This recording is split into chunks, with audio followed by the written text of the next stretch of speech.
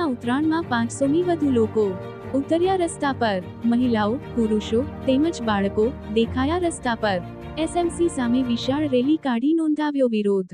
મોટા વરાછા વિસ્તારમાં શિવધારા ચોકથી આનંદધારા સુધી રેલી કાઢવામાં આવી.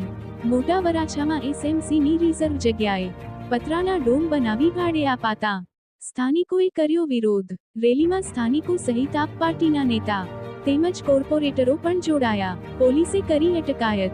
Bureau report Surat.